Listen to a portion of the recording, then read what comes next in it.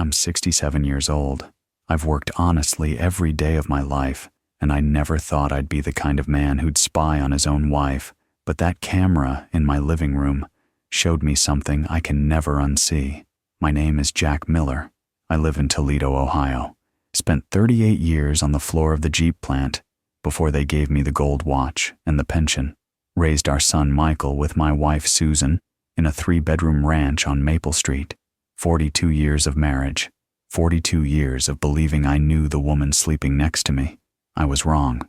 3 weeks ago, I sat in my friend William's den with my phone in my hand, watching a live feed from a hidden camera I'd installed in my own living room. The screen was small, but the image was clear enough. Susan was on the couch. Our neighbor, David Thompson, was sitting next to her, too close. His hand was on her knee. She was laughing, that laugh I hadn't heard directed at me in years. Then he leaned in, and she didn't pull away. I watched my wife of 42 years kiss another man in the home we built together. If you're watching this, I want you to do something for me. Leave a comment and tell me where you're watching from. What city, what state, what time of day. I need to know I'm not alone in this. Hit that like button if you've ever had your gut tell you something you didn't want to believe, and subscribe, because what I'm about to tell you isn't just about betrayal. It's about what happens when a man decides he's done being a fool. I'm not here for pity. I'm here to tell you the truth about what happened, how I got to that moment, and what I did about it. Because here's what I learned. When someone shows you who they really are, you have two choices. You can look away, or you can look closer. I looked closer. This isn't a story about rage or revenge. I'm too old for that. This is a story about a man who spent his whole life playing by the rules, trusting the people he loved, and doing the right thing, only to discover that the person he trusted most had been playing a different game entirely. I'm going to walk you through every step, the suspicions that kept me awake at night, the small details that didn't add up, the moment I realized I had to know the truth, even if it destroyed me. And yes, I'm going to tell you what was on that footage, all of it. Not just the kiss, what came after, what I heard them say when they thought no one was listening. But first, you need to understand something. I didn't want to be right. I would have given anything to be wrong. I prayed I was wrong. I told myself I was paranoid, jealous, foolish. But deep down, in that place where a man knows things he doesn't want to know, I already knew. The camera just confirmed it. So before we go any further, I want you to ask yourself a question. If you suspected the person you loved most in this world was betraying you, would you want to know? Or would you rather live in the comfort of the lie? I chose the truth, and it cost me everything. At first, I told myself I was imagining things. But when your wife of 42 years starts humming while she puts on lipstick to run to the grocery store, you start paying attention. It began about 6 months before I installed that camera. Small things. The kind of things you notice but don't say out loud because you don't want to sound crazy. Susan started caring about her appearance again. Not in a way that made me happy, but in a way that made me wonder. She'd wear perfume to go to the bank. She'd check her reflection in the hallway mirror before taking the trash out. She bought new clothes without mentioning it. I remember the first time I really felt it. We were having dinner. Meatloaf, mashed potatoes, the same Tuesday meal we'd had for 20 years, and her phone buzzed on the counter. She glanced at it, and her whole face changed. Not a big change, just a softness around her eyes, a small smile. Then she picked up the phone and walked into the other room to answer it. When she came back, I asked who it was. "Oh, just Linda from book club," she said. "She wanted to know what time we're meeting Thursday." I nodded. Didn't say anything, but I knew Linda. Linda didn't make Susan smile like that. The calls kept coming, always at odd times, always answered in another room. The grocery store trip started taking an hour, sometimes 2. She'd come home with one bag and a distracted look on her face. She started going to bed earlier than me, claiming she was tired. But when I'd come to bed an hour later, she'd be awake, staring at her phone in the dark. I didn't sleep much during those months. I'd lie there next to her, listening to her breathe, wondering if I was losing my mind, wondering if this was just what happened after 42 years. People drift, grow distant, find their own lives. Maybe I was being paranoid. Maybe I was the problem. But then, there were the texts. She'd be sitting across from me watching television, and her phone would light up. She'd grab it fast, angle it away from me, type something back with a look of concentration I hadn't seen her use for me in years. Once, I asked her what was so interesting. She said it was a recipe exchange with the church ladies. I let it go. I needed to talk to someone before I lost my mind entirely. So I called William Harris. William and I go back 30 years, worked the same shift at the plant, fished the Maumee River every spring, watched our kids grow up together. If anyone would tell me straight, it was William. We met for coffee at the diner on Seeker Road. I laid it out for him. The calls, the errands, the distance. William listened without interrupting. When I finished, he set down his cup and looked at me with the kind of honesty only an old friend can give. "Jack," he said, "I can't tell you what's happening, but I can tell you this. You're not crazy. Trust your gut. It's kept you alive this long." That night, I made my decision. I had to know. Not suspicions, not maybes. The truth. Even if it killed me. I felt like a criminal in my own home, drilling a tiny hole in the back of our wedding photo frame to hide a camera. But I had to know if the woman I'd loved for 4 decades was lying to my face. I drove to Findlay, 40 minutes east, because I couldn't risk running into anyone I knew. The tech store was one of those big box places with teenage clerks who didn't ask questions. I told the kid I needed a small Wi-Fi camera for home security. He showed me 3 models. I picked the smallest one, barely bigger than a quarter, with night vision and a live feed app I could watch from my phone. Cost me $89. I paid cash. On the drive home, I kept the bag under my seat like it was contraband. In a way, it was. I was about to violate the privacy of my own wife in my own home, the kind of thing I'd have judged another man for doing. But I was past judgment. I was past pride. I needed the truth more than I needed to feel good about myself. That evening, I sat at the kitchen table and watched YouTube tutorials on my laptop. How to connect the camera to Wi-Fi, how to position it for the best angle, how to hide it so it wouldn't be noticed. I watched the same video 3 times, taking notes on a scrap of paper like I was back in high school. Susan was upstairs watching her crime shows. I could hear the TV murmur through the ceiling. I had maybe an hour before she came down for her tea. I went into the living room and stood in front of the mantel. There were a dozen framed photos up there. Our wedding day, the kids' graduations, vacations to the Smoky Mountains and Niagara Falls. In the center was our wedding photo. Susan in white, me in a rented tux. Both of us so young we looked like different people. I picked up the frame and turned it around. The back was cardboard, held in place with metal tabs. I used a screwdriver to pry them open, lifted the cardboard, and set the photo aside. Then I took a drill bit, small, precise, and made a hole just big enough for the camera lens. My hands were steady. They shook later, but not then. I positioned the camera behind the hole, secured it with electrical tape, and reassembled the frame. When I was done, I held it up and looked. You couldn't tell, not unless you knew it was there. I placed it back on the mantel, angled slightly toward the couch, and stepped back. Perfect view of the living room, the couch, the coffee table, the front door. I connected the camera to our Wi-Fi, downloaded the app, and tested the feed on my phone. The image was clear. I could see the whole room. I could see myself standing there, staring at my phone like a man who'd just crossed a line he couldn't cross. Upstairs, Susan's footsteps creaked across the bedroom floor. I deleted my browser history, put the drill back in the garage, and shoved the camera packaging deep into the trash bin outside. By the time Susan came downstairs, I was sitting on the couch with the TV on, pretending to watch the news. "You want tea, Jack?" she asked. "No, thanks," I said. She made herself a cup and sat in the chair across from me, not next to me. She hadn't sat next to me in months. 2 days later, I set the trap. I told Susan I was going over to William's house to watch the Guardians game, Thursday night, 7 o'clock. She seemed pleased, maybe a little too pleased. She said she'd probably just stay home, catch up on her shows, maybe take a bath. I kissed her on the cheek and walked out the door. I drove to William's house, but I didn't tell him why I was really there. I said I needed to get out of the house for a bit, clear my head. He poured me a beer and turned on the game.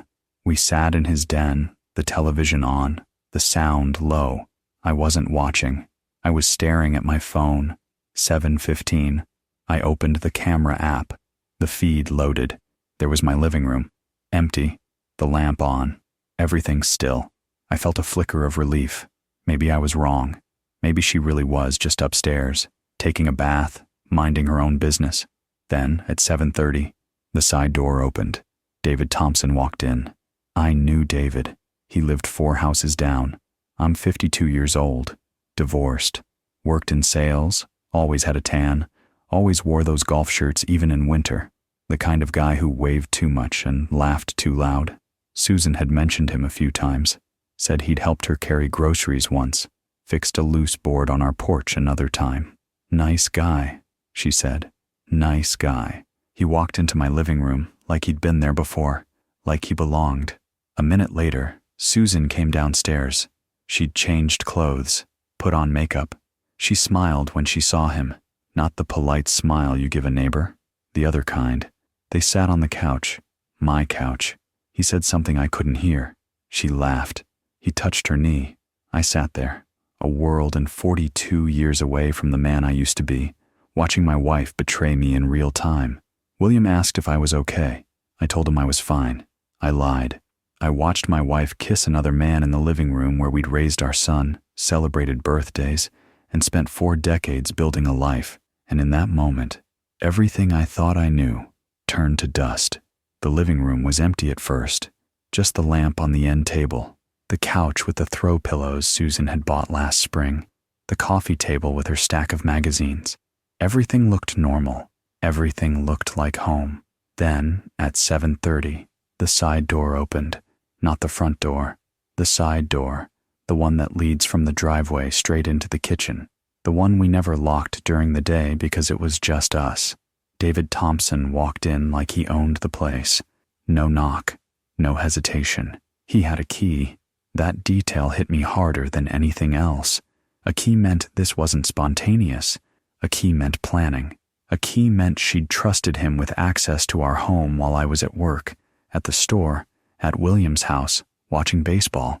I sat there in William's den, phone in my hand, watching David walk through my kitchen into my living room. He was wearing one of those ridiculous golf shirts, khakis, loafers without socks.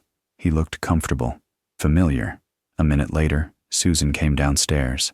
She'd changed clothes, put on the blue blouse I'd complimented her on last month, the one she said she'd bought for herself, just to feel pretty. Her hair was down. She was wearing perfume. I could tell even through the camera feed by the way she moved, careful and deliberate, like she wanted to be noticed. She smiled when she saw him.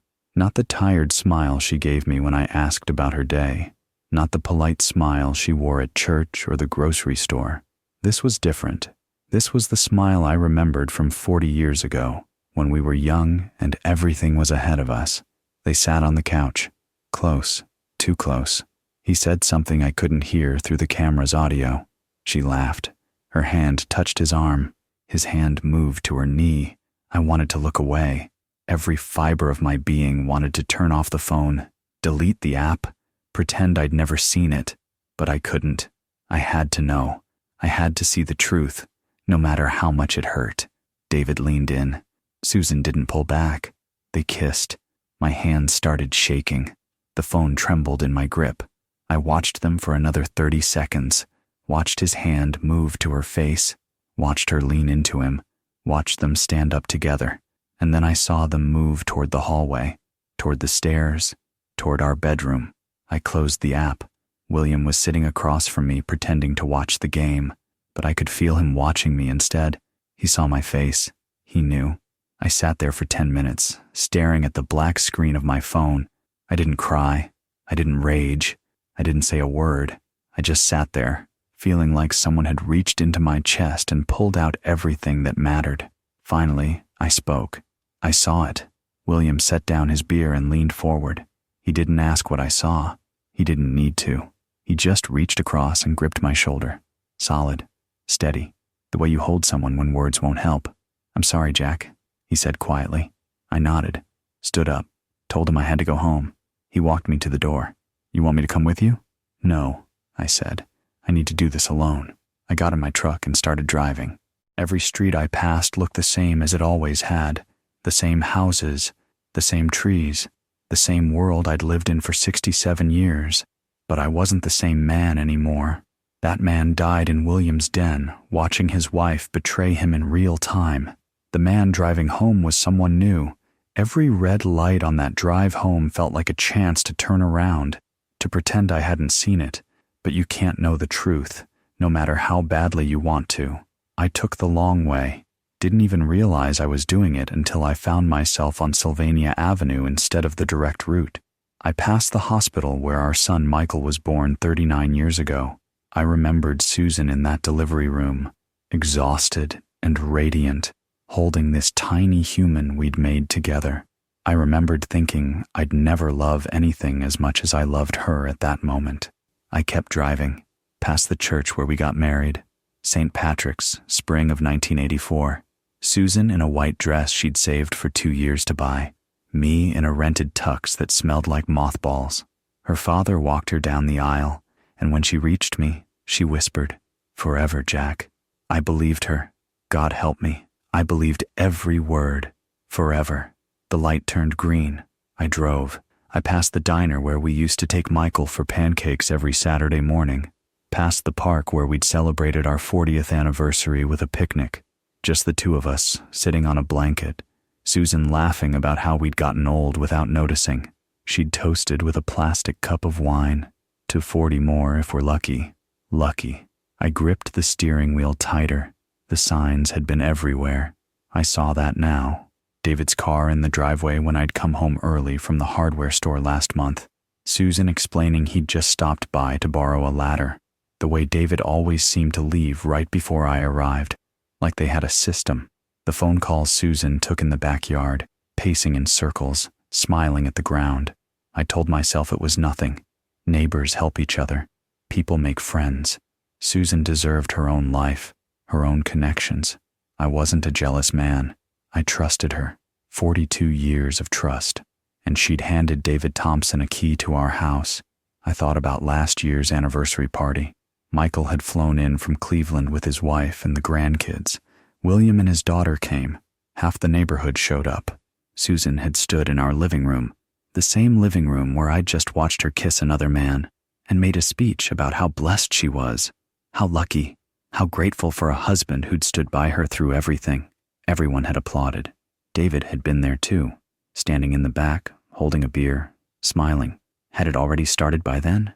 Had she already given him the key? Had they already? I stopped myself. I couldn't go down that road. Not yet. Not while I was driving. I turned onto Maple Street, our block. The houses were dark except for porch lights and the blue glow of televisions through living room windows. Normal people living normal lives, unaware that the world could crack open beneath them at any moment. I pulled into our driveway. The living room light was on. Susan was home. Of course she was. Where else would she be? She'd sent David home, cleaned up, showered, and now she was probably watching TV or reading one of her magazines, comfortable and content, oblivious. I sat in the truck for 5 minutes, maybe longer. My hands rested on the steering wheel. I watched the house, our house, the one we'd bought in 1987 for $63,000, the one we'd painted and repaired and filled with 40 years of life. It looked the same, but everything had changed. I took a deep breath, steadied myself, then I opened the truck door and walked toward the house where my wife was waiting. She had no idea what was coming, but I did. The house smelled like another man's cologne, and my wife was upstairs humming like she didn't have a care in the world, like she hadn't just torn apart 42 years. I opened the front door, slowly, quietly. The living room was dim, just the lamp on, the same one that had been glowing in the camera feed an hour ago. I stepped inside and closed the door behind me with a soft click. The couch cushions were still indented, 2 spots, side by side. I could see exactly where they'd been sitting. Susan's reading glasses were on the coffee table, a wine glass, empty now but lipstick on the rim, and underneath it all, faint but unmistakable, the smell of cologne, not my cologne, David's, that expensive stuff he wore that smelled like cedar and something sharp. I'd smelled it on him a dozen times when he'd stopped by to borrow tools or ask about the lawnmower. Now it was in my living room, in the air I was breathing. I heard water running upstairs, the shower. Susan was washing away the evidence, though she didn't know there was any evidence to wash away. She thought she was safe. She thought I was still at William's house, drinking beer and watching baseball, oblivious and trusting. I sat down on the couch, right where they'd been, right where David Thompson had put his hands on my wife. The cushion was still warm. I pulled out my phone, opened the camera app, scrolled to the saved footage, the part I'd recorded before I closed it. I didn't want to watch it again, but I needed to. I needed to be sure I hadn't misunderstood, needed to be sure I wasn't overreacting, being paranoid, seeing things that weren't there. I pressed play. There they were, Susan and David sitting close, laughing, touching, then the kiss, his hand on her face, her leaning into him, standing up together, walking toward the stairs. I stopped the video, locked my phone, set it on the coffee table next to Susan's wine glass. It was real, all of it. The shower stopped. I heard the bathroom door open upstairs, footsteps across the bedroom floor. Our bedroom, the room where we'd slept together for 40 years, where we'd made love and held each other and whispered in the dark about our dreams. Then I heard it, humming, soft, tuneless, happy. The same humming I'd noticed months ago when she started putting on lipstick to run errands. The same humming that had made me first suspect something was wrong. She was humming like everything was fine, like tonight was just another Thursday, like she hadn't just betrayed everything we'd built together. My jaw tightened. I stayed on the couch, hands resting on my knees, staring at the darkened television screen across the room. I could see my reflection in it. An old man, gray-haired, tired, sitting in his own house, waiting to confront his wife. I didn't look like myself anymore. The bedroom door opened upstairs. More footsteps. Lighter now. She was coming downstairs. I didn't move, didn't turn around. I just sat there, listening to her descend each step, one at a time, casual and unhurried. Then she appeared at the bottom of the stairs. She was wearing her robe, the blue one I'd bought her for Christmas 3 years ago. Her hair was damp from the shower, combed back from her face. She looked clean, fresh, innocent. She saw me sitting on the couch and smiled. "You're home early," she said. "How was the game?" I looked at her, really looked at her. This woman I'd loved for 42 years. This stranger.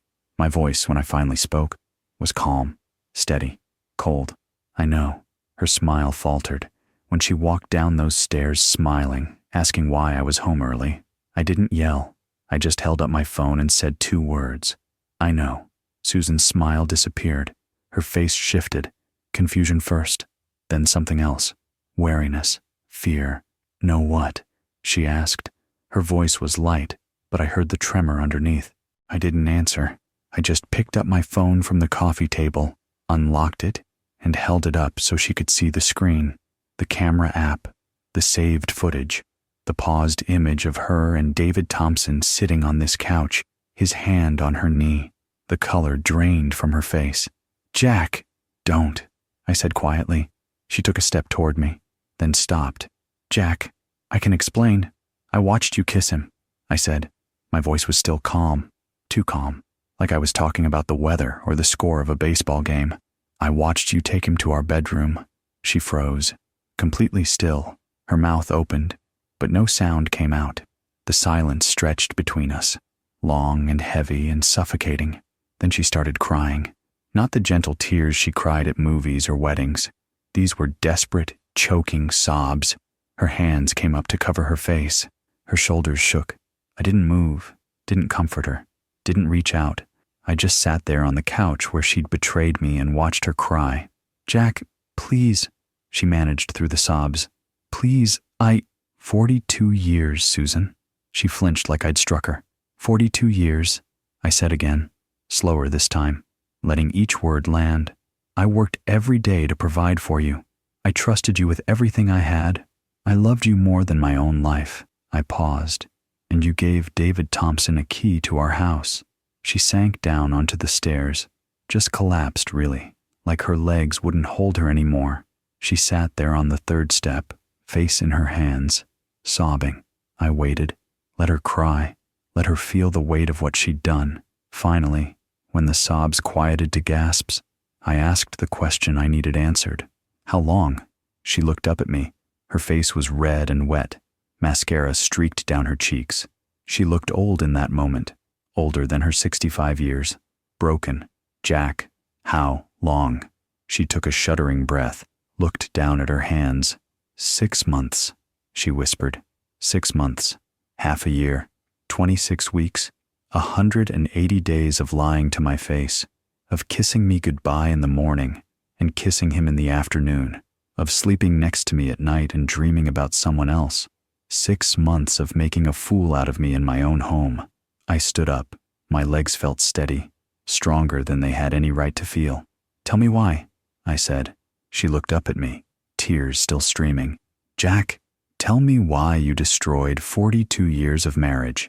Tell me why David Thompson was worth more than everything we built together. Tell me why. She opened her mouth. I closed it. I opened it again. And then she told me. She told me she was lonely, that I didn't see her anymore. But loneliness doesn't give you permission to betray 42 years of trust. Susan wiped her face with the sleeve of her robe, took a breath, started talking. I felt invisible, she said quietly. After you retire, you had your routines, your fishing trips with William, your workshop in the garage. You were always busy, always doing something.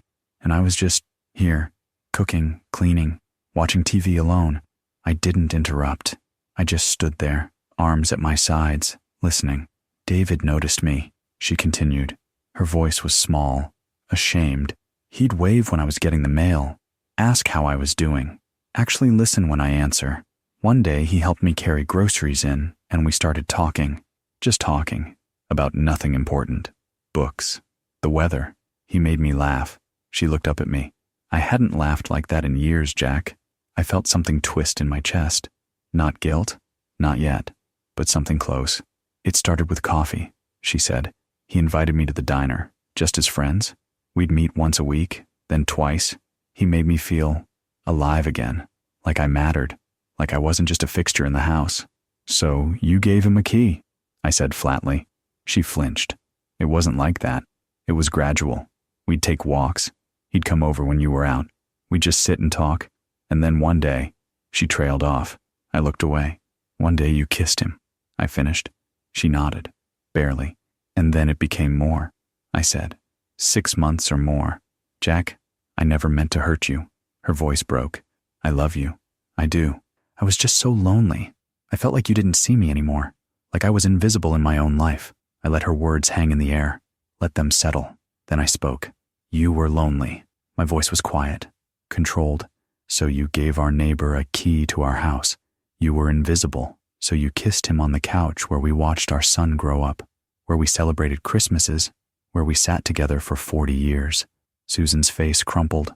You felt unloved, I continued. So you betrayed every vow you made to me, every promise, every year we spent building this life together. Jack, I was here, Susan. She looked at me, tears streaming. I was here, I said again, every single day. I retired so we could spend more time together. I asked you what you wanted to do. I invited you to go fishing. I invited you to William's barbecues. You said no. You said you were tired. You said you had a book club or errands or you just wanted to stay home. My voice stayed steady. I was here. You just stopped looking. She had no answer for that. Did you ever think, I said slowly, that maybe I was lonely too? Maybe I wanted you to notice me? To laugh with me the way you laughed with him? She sobbed, put her face in her hands. But I didn't cheat, I said. I didn't give someone else a key to our home. I didn't disrespect 42 years of marriage because I felt neglected. Jack, please. Did you sleep with him? I asked. In our bed? The silence was enough. I nodded. I felt something inside me close. Lock. Seal shut. That's what I needed to know, I said quietly. Susan reached toward me from the stairs. Jack, we can fix this. We can go to counseling. I'll end it with David. I'll do whatever it takes. Please. I looked at her hand, extended toward me. 42 years ago, I'd held that hand and promised forever. Forever just ended. She asked me to forgive her, to try counseling, to give her another chance. But some betrayals don't get second chances. Not after 42 years. I stepped back, away from her reaching hand. No, I said. Susan's face went pale. Jack, you didn't just cheat, Susan. You disrespected everything we built. You lied to my face every single day for 6 months. You let him into our home.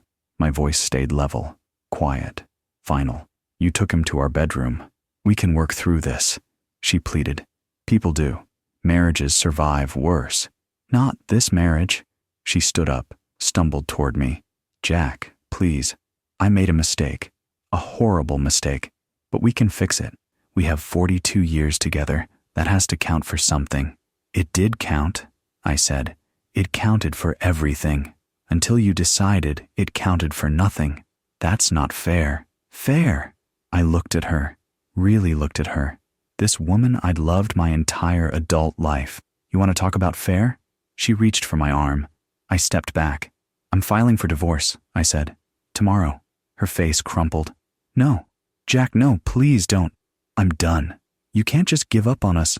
I didn't give up on us, Susan. You did. 6 months ago, when you gave David Thompson a key and decided he was worth more than our marriage. She was crying hard now, gasping. Jack, I'm begging you. I'm staying at Williams tonight, I said. I walked past her, toward the stairs, toward our bedroom where I'd need to pack a bag. She grabbed my arm. Jack, please. Don't leave. We can talk about this. We can... I stopped, looked down at her hand on my arm, then at her face. Don't call me, I said quietly. Don't text. Don't come by Williams. I'll have a lawyer contact you in the morning. Jack. I pulled my arm free and climbed the stairs. Behind me, I heard her collapse. I heard her sobbing. I heard her say my name over and over like a prayer. I kept walking. In the bedroom, I grabbed my duffel bag from the closet, threw in clothes, toiletries, my phone charger. I moved like a machine. No emotion, no hesitation, just motion. Susan appeared in the doorway. Please don't do this. I zipped the bag. I picked it up. I walked toward the door. She didn't move, just stood there, blocking my way, tears streaming down her face. Excuse me, I said. She stepped aside. I walked past her, down the stairs, through the living room that still smelled like David Thompson's cologne, to the front door. I opened it. Cold night air hit my face. Jack, Susan said from behind me. Her voice was broken, desperate. I didn't turn around. Goodbye, Susan. I walked out, closed the door behind me, got in my truck, set the duffel bag on the passenger seat, put my hands on the steering wheel. They were shaking now. I sat there staring at the house, at the life I was leaving behind. Then I started the engine and drove away. William didn't ask what happened. He just poured me a whiskey and said, "You did the right thing." And for the first time that night, I believed him. It was almost 11 when I pulled up to William's house. The porch light was on. I grabbed my duffel bag and walked to the door. I didn't have to knock. The door opened before I reached it. William took one look at my face and stepped aside. Come on in, Jack. He led me to the kitchen, pulled a bottle of whiskey from the cabinet above the fridge, poured 2 glasses, neat, 3 fingers each. He handed me one. We sat at his kitchen table. He didn't ask questions, didn't press, just sat there with me in the silence. Finally, after I'd taken a long drink, he spoke. You did the right thing. I nodded. I didn't trust my voice yet. I know it doesn't feel like it right now, William continued. But you did. 42 years, I said quietly. I know. We sat in silence for another minute. Then William leaned back in his chair.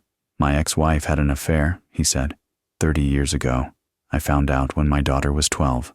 I looked up. I'd known William was divorced, but he'd never talked about why. I stayed, he said, for the kids. Thought it was the right thing to do. Thought I could forgive her. Move past it. He shook his head. Worst decision I ever made. Why? Because I didn't move past it. I just existed for 15 years. going through the motions, pretending everything was fine, hating myself for staying, hating her for what she'd done. It poisoned everything. He took a drink. I should have left right then, should have had the courage to walk away, to start over. You think I did the right thing? I said. I know you did. William looked at me straight. Jack, you're 67 years old. You've got good years left. Maybe 10, maybe 20. Don't waste them on someone who didn't value them. Something in my chest loosened, just a little. You can stay here as long as you need, William said. Guest room's made up. Tomorrow we'll figure out the lawyer situation. Tonight you just rest. I nodded. Thank you. That's what friends are for. He showed me to the guest room. Clean sheets, a window overlooking the backyard. Quiet. I sat on the edge of the bed, duffel bag at my feet, and thought, tomorrow I start over. Sitting in that lawyer's office, signing forms to dissolve 42 years of marriage, I realized betrayal doesn't just break your heart, it breaks your entire life into paperwork. Laura Brennan's office was on the 3rd floor of a building downtown, overlooking the Maumee River. She came recommended by William's daughter. Handled her divorce 5 years ago, apparently. Fair and sharp, William had said. That's what I needed. Fair and sharp. Laura was maybe 50, with gray-streaked hair pulled back and reading glasses on a chain around her neck. She shook my hand, offered coffee, and sat across from me with a yellow legal pad. Tell me what happened, Mr. Miller. I told her. The suspicions, the camera, the footage, 6 months of betrayal. Laura took notes without interrupting.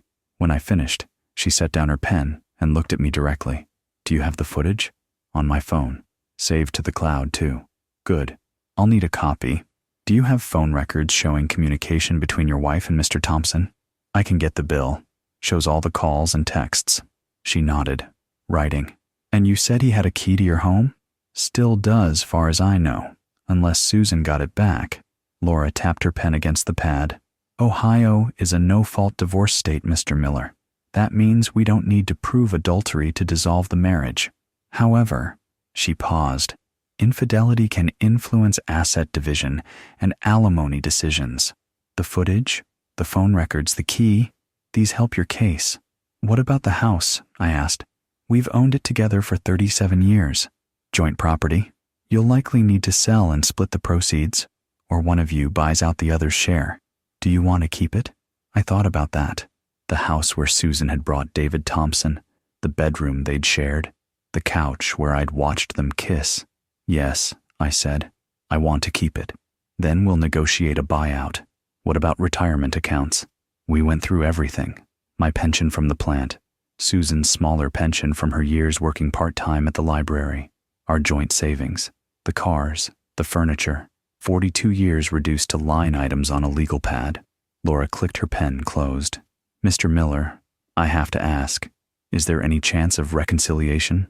I felt my jaw tighten. None. She studied my face for a moment, then nodded. I'll file the petition this afternoon. Your wife will be served within a week.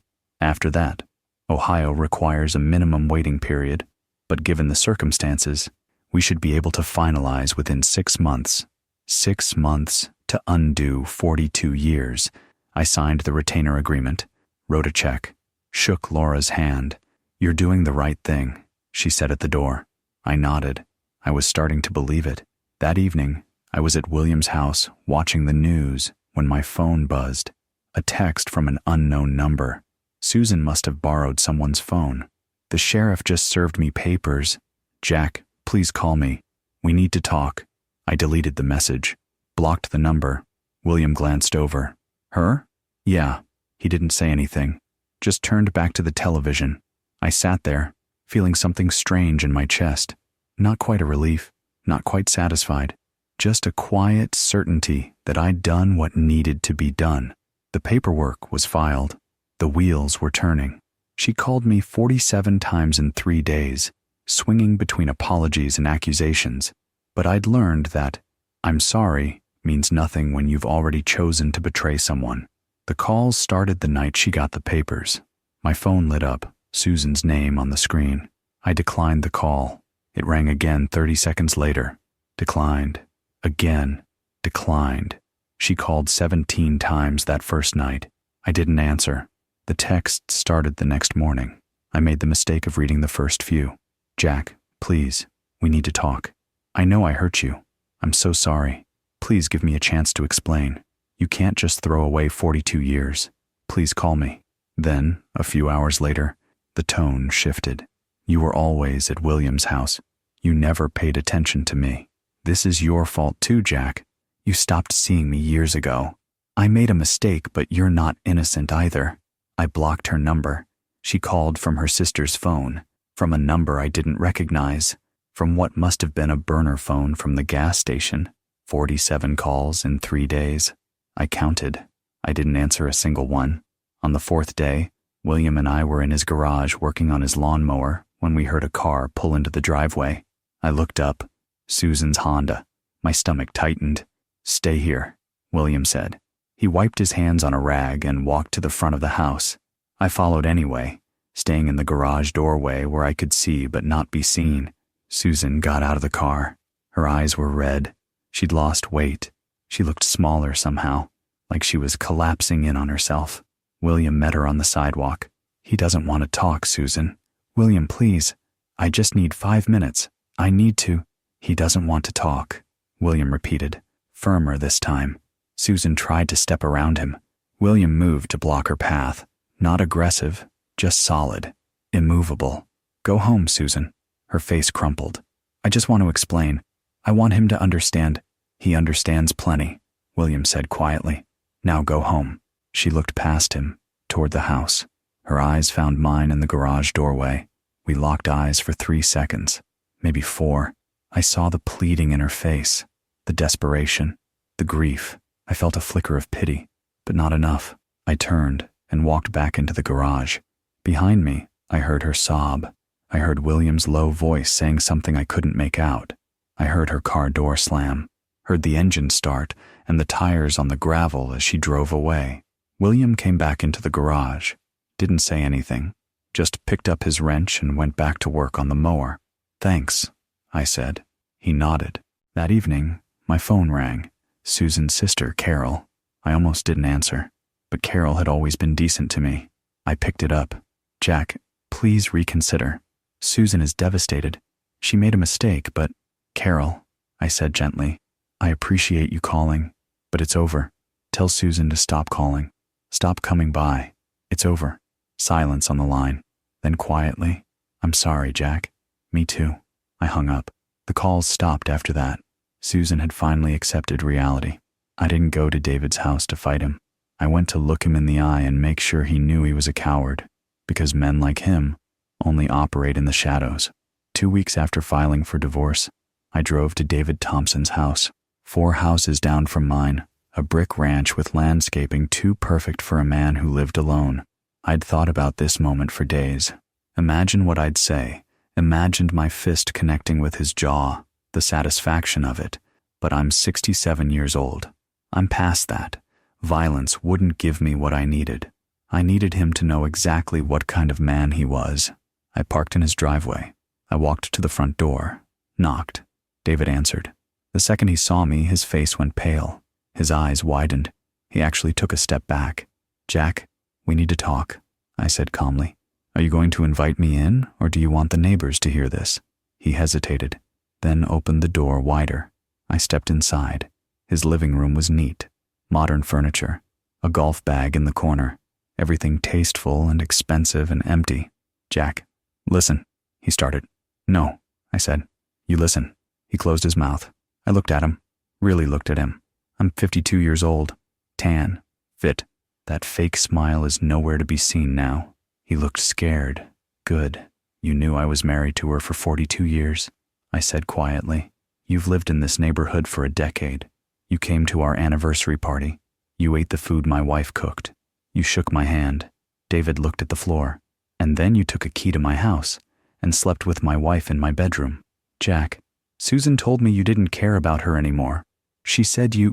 So you took that as permission? I stepped closer. Not threatening, just a present. You're a coward, David. He flinched. You couldn't find a woman who was actually available. You had to take someone else's wife. Someone who'd been loyal to her husband for 4 decades, until you convinced her otherwise. It wasn't like that. It was exactly like that. My voice stayed level, cold. And now you're going to stand here and make excuses. Blame her. Blame me. Anything to avoid admitting you're a coward who destroys other people's lives. David said nothing, just stood there, looking at the floor like a child being scolded. I'm not here to fight you, I said. I'm here to tell you one thing. You're not welcome in my neighborhood anymore. You sell this house and leave, or you stay inside and we never speak again. You don't wave. You don't acknowledge me. You don't exist. I turned toward the door. Do we understand each other? Yes, he whispered. I opened the door. I looked back at him one more time. You're a coward, I said again. I hope you remember that every time you look in the mirror. I walked out. He didn't follow. Telling my son that his mother had been unfaithful was one of the hardest conversations of my life. But when he looked me in the eye and said, I'm proud of you, I knew I'd made the right choice. I met Michael at Jerry's Diner on Central Avenue. He'd driven down from Cleveland the day I called him, said we needed to talk. Something important. He knew something was wrong. I could hear it in his voice on the phone. He was already there when I arrived, sitting in a back booth with coffee. 39 years old. My son. He had Susan's eyes and my build. Strong. Solid. Good man. I slid into the booth across from him. What's going on, Dad? You sounded serious. I didn't ease into it. There wasn't a good way to do this. Your mother had an affair. I'm filing for divorce. The color drained from his face. What? I told him. The suspicions. The camera. David Thompson. 6 months of lies. Michael's face hardened with every sentence. His jaw clenched. His hands formed fists on the table. Mom cheated, he said. With David Thompson? The neighbor? I nodded. Jesus Christ. He ran his hands through his hair. I'm sorry, Jesus Christ. I know. That son of a bitch lived 4 houses down. He came to your anniversary party. Michael stopped, took a breath. I'm going to kill him. No, you're not. Dad. Michael, I already talked to him. It's handled. He stared at me. How are you so calm about this? I'm not calm, I said quietly. I'm just done being angry. Anger won't change what happened. Michael shook his head. I can't believe Mom would do this. After 42 years. How could she? I don't know. We sat in silence. The diner noise, clinking dishes, conversation. The hiss of the grill felt distant, unreal. Finally, Michael reached across the table and gripped my hand. His eyes were wet. Are you okay, Dad? I paused, considered lying, decided against it. No, I said, but I will be. His grip tightened. You did the right thing. Walking away, filing for divorce, all of it. His voice cracked. I'm proud of you. Something in my chest broke open. Tears I'd been holding for weeks suddenly there, burning behind my eyes. Thanks, son.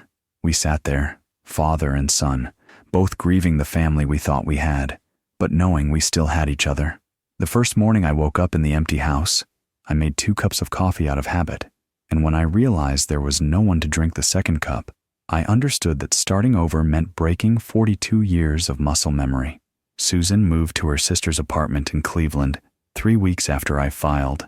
She took half the furniture, her chair, the dining room that her mother had left her, the bedroom set we'd bought in 1995. She packed up her clothes, her books, her collection of ceramic birds from every vacation we'd ever taken. She left behind the couch.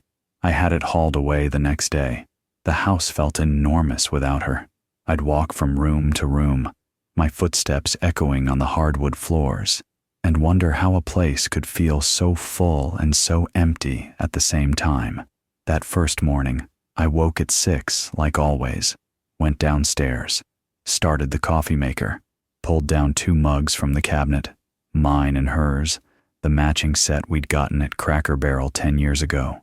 I filled both cups, add cream to one, black for the other, the way Susan liked it. Then I stood there, staring at the 2 cups, and realized what I'd done. There was no one to drink the second cup. I poured it down the sink and put the mug back in the cabinet. Then I stood at the counter, drinking my coffee alone, listening to the clock tick on the wall. 42 years of habit don't die overnight. I started sorting through things, Old photos in shoe boxes, our wedding album, pictures of Michael growing up, birthdays, Little League games, his high school graduation. I kept the ones of Michael, set aside the ones of Susan and me, put them in a box in the attic. I wasn't ready to throw them away. Maybe I never would be, but I didn't need to see them every day. William came over most afternoons, helped me with projects. We replaced the leaking faucet in the kitchen, fixed the front porch railing, painted the living room, covered up the wall where the camera had been hidden behind our wedding photo. I chose a different color, lighter, warmer. "Looks good," William said, stepping back to admire our work. "Yeah," I said, "fresh start." He nodded, understood. I bought new furniture, drove to the big box store on Monroe Street and walked the aisles, feeling strange and free and lonely all at once. I bought a leather recliner, brown, comfortable, the kind of chair Susan would have said was too big for the living room. I bought a new TV for the den, a bookshelf for the office. Every purchase felt like reclaiming something. The house stopped feeling haunted after a while, stopped feeling like Susan's house that I was living in. I started feeling like mine. I'd sit in my recliner in the evenings, watching baseball, eating dinner from a TV tray. It wasn't the life I'd planned, wasn't the life I'd wanted, but it was mine. One night, I was reading in bed, our old bed, which I'd kept because I wasn't ready to replace everything, when I realized the house didn't feel empty anymore. It felt quiet. There's a difference. Empty is lonely. Quiet is peaceful. I was learning the difference. I still thought about Susan sometimes, wondered where she was, what she was doing, if she regretted what she'd done. But those thoughts came less often now, less urgent, like a bruise that was slowly fading. I was healing, brick by brick. I hadn't picked up a woodworking tool in 30 years, but as I sanded down that first bookshelf, I realized I'd been so busy being a husband that I'd forgotten how to just be Jack. The garage had always been Susan's domain for storage, boxes of Christmas decorations, old furniture we'd meant to donate, her ceramic bird collection before she moved it inside. After she left, I cleared it all out, hauled boxes to Goodwill, threw away broken things we'd kept for no reason, swept the concrete floor until it was clean. In the back corner, under a tarp, I found my old workbench.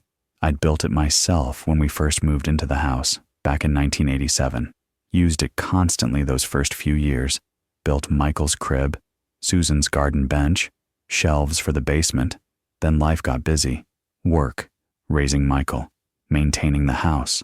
The workbench got buried under storage, and I forgot about it. Now I pulled off the tarp and looked at it. Solid oak, still sturdy after 37 years. I bought new tools at the hardware store. A sander, wood glue, finishing oil.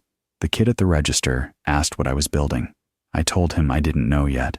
Just wanted to make something with my hands. I started with a bookshelf. Simple project. 6 boards and some brackets. But as I measured and cut and sanded, I felt something loosen in my chest. The repetitive motion, the smell of sawdust, the focus required to make sure everything was level and square. It calmed me in a way nothing else had. I built the bookshelf in a weekend, then a small table for the porch, then a chair.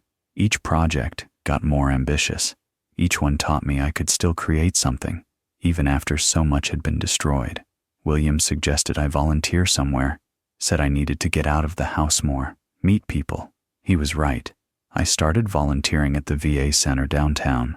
2 mornings a week. They had a mentorship program, older veterans helping younger ones navigate benefits, find jobs, deal with the transition back to civilian life. I'd done my time in the Army before the plant, back in the 70s. Seemed like something I could do. The younger guys reminded me of Michael, strong but uncertain, trying to figure out who they were outside of the uniform. I understood that feeling now, trying to figure out who I was outside of being Susan's husband. We'd sit in the common room, drinking bad coffee, talking. I didn't solve their problems. Mostly, I just listened. Sometimes that's all people need. Someone to listen, without judging. William also dragged me to a coffee meetup at the library. Bunch of retired guys meeting every Thursday morning to do crossword puzzles and argue about baseball. I felt awkward at first, the new guy in an established group, but they welcomed me in. Tom Henderson was a widower, 72, with a dry sense of humor and opinions on everything. We bonded over the Guardian's terrible pitching and our shared frustration with 7-letter words in the crossword. "You divorced or widowed?" he asked one morning, direct as always. "Divorced. Recently." He nodded. "Well, you're in the right place. Half of us are divorced, the other half are widows. We're all just trying to figure out what comes next." That became my routine. Woodworking in the garage, volunteering at the VA, coffee and crosswords on Thursdays. I called Michael every Sunday evening, rebuilt our relationship one conversation at a time. I wasn't happy yet, but I was engaged. One evening, sitting in my recliner, watching the sun set through the living room window, I realized something. I hadn't thought about Susan all day. It was the first time in months. When the judge signed those papers and said divorce granted, I expected to feel heartbroken, but instead, I felt something I hadn't felt in 6 months. Relief. 6 months after filing, I stood in a courtroom in downtown Toledo, waiting for my marriage to officially end. Laura Brennan stood beside me, papers in hand. Across the room, Susan stood with her lawyer. We hadn't spoken since that day at William's house, hadn't texted, hadn't even made eye contact. She looked thinner, older. Her hair had more gray. She wore a navy dress and kept her eyes on the floor. The judge, a woman in her 60s with reading glasses in a matter-of-fact manner, reviewed the settlement, house to me. I'd bought out Susan's half with money from my pension, retirement funds split evenly, no alimony. Susan hadn't contested it. No custody issues. Michael was nearly 40, clean, simple, over. The judge looked up. "Is there anything either party wishes to add before I finalize this decree?" Susan's lawyer shook his head. Laura said, "No, Your Honor." The judge picked up her pen, signed the papers, stamped them with an official seal. "Divorce granted," she said. "You're both free to go." Free. That word hung in the air. Laura shook my hand. "Congratulations, Mr. Miller, it's done." I nodded. Couldn't quite speak yet. Susan and her lawyer left through the side door. I watched her go. I watched the woman I'd loved for 42 years walk out of the courtroom and out of my life. I expected to feel devastated. I expected the weight of it to crush me. Instead, I felt lighter. Outside, the October air was crisp and cold. I stood on the courthouse steps, breathing it in. Laura said something about sending final copies of the paperwork. I thanked her. She walked to her car. I was about to head to my truck when I heard my name. "Jack." I turned. Susan stood on the sidewalk, 10 feet away. Her lawyer was gone. Must have given her a moment. We looked at each other. Two strangers who used to know everything about one another. "Jack, She stopped, swallowed. "I just wanted to say I'm sorry. For everything. I know it doesn't change anything, but I need you to know." I studied her face. I saw the regret there, the grief, maybe even the truth. "Take care of yourself, Susan," I said quietly. Then I turned and walked to my truck. I heard her say something behind me. "Jack, please." But I kept walking. There was nothing left to say. Nothing that would change what had happened or who we'd become. I got in my truck and sat there for a moment, hands on the steering wheel. The divorce decree was in my briefcase on the passenger seat. 42 years, reduced to notarized signatures and legal jargon. I felt the weight lift off my shoulders, felt something in my chest that had been clenched tight for months finally release. That evening, I called Michael. "Hey, Dad, how'd it go?" "It's done," I said. "Officially divorced." Silence on the line. Then, gently, "How do you feel?" I thought about that. Really thought about it. "Free," I said. And I meant it. Michael was quiet for a moment. "You going to be okay?" I looked around my living room, my recliner, my new bookshelf filled with my books, my TV, my house, my life. "Yeah," I said. "I think I am. I've learned that you can love someone for 42 years and still have to walk away, because self-respect isn't negotiable, even when your heart is breaking. It's been 8 months since the divorce was finalized. I'm sitting on my porch, the same porch I've sat on for 37 years, with my morning coffee, watching the neighborhood wake up. David Thompson's house is dark. He moved out 3 months ago, sold to a young couple with 2 kids. They wave when they see me. I wave back. I've had a lot of time to think about what happened, about what I learned, about who I am now. Here's what I know. Trust, once broken, can't be repaired with words. Susan said, "I'm sorry," 100 times, and maybe she meant it. Maybe she really did regret what she'd done. But words don't rebuild trust. Only time and consistent action do that. And after 42 years of trust destroyed in 6 months of lies, I didn't have the time or the desire to wait and see if she could earn it back. I've learned that loneliness doesn't justify betrayal. Susan felt invisible, neglected, taken for granted. Maybe some of that was true. Maybe I could have paid more attention, asked more questions, and made more effort. But her loneliness didn't give her permission to lie to me every day. It didn't justify bringing another man into our home, into our bed. We all feel lonely sometimes. We all feel unseen. But most of us don't betray the people we promised forever to. I don't regret 42 years. That's important to say. Those years gave me Michael. They gave me memories. Good ones, real ones that I still carry. They taught me about partnership, compromise, and dedication. Those years mattered, even if they ended badly. But I also don't regret leaving. Some lines can't be uncrossed. Some betrayals are too deep to forgive, not because you're unforgiving, but because forgiving would require you to disrespect yourself. And self-respect, I've learned, matters more than companionship. I think about men my age who stay in broken marriages.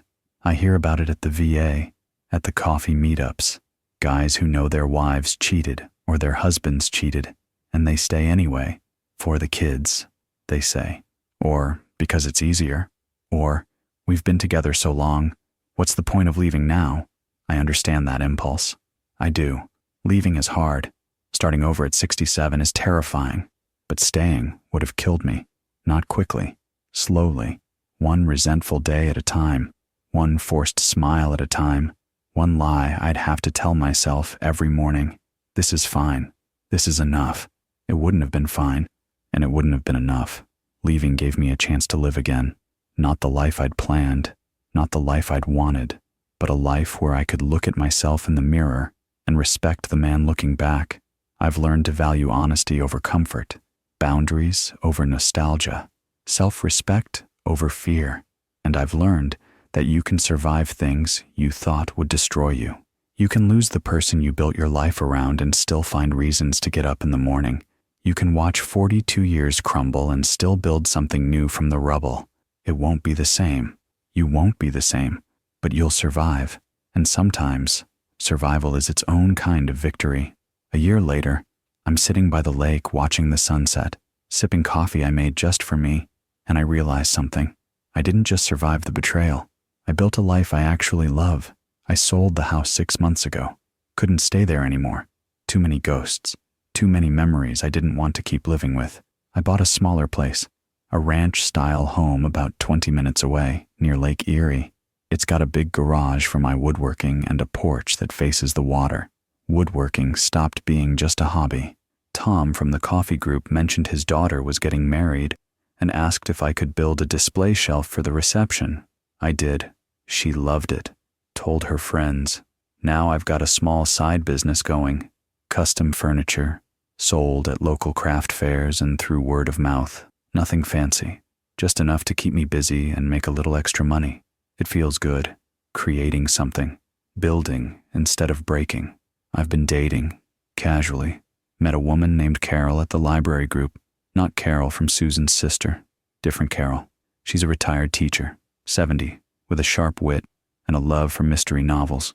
We've had coffee a few times. Dinner twice. I'm not rushing anything.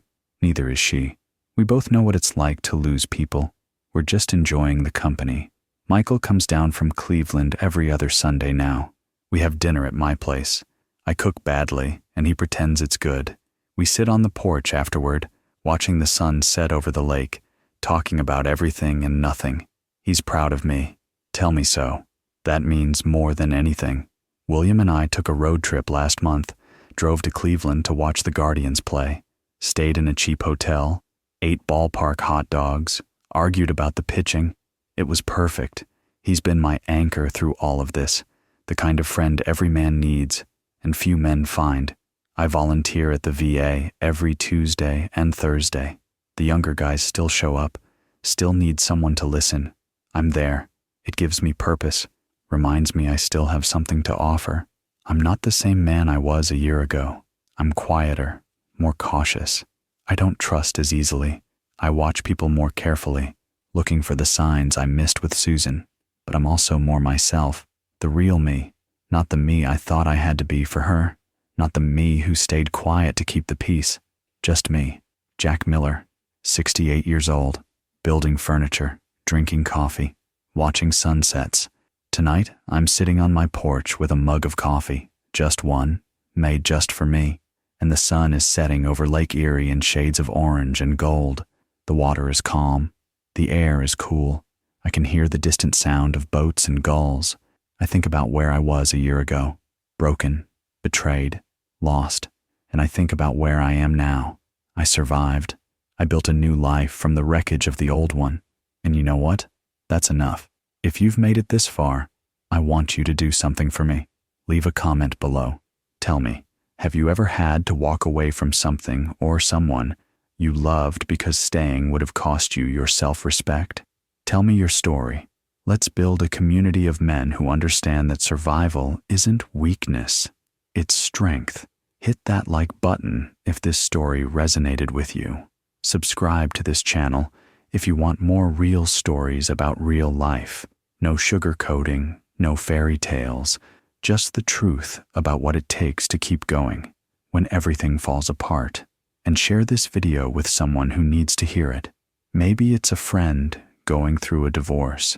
Maybe it's a son trying to understand his father. Maybe it's just someone who needs to know that life doesn't end when betrayal happens. It just changes direction. Thank you for listening. Thank you for being here. And remember, you're stronger than you think. Take care of yourselves out there.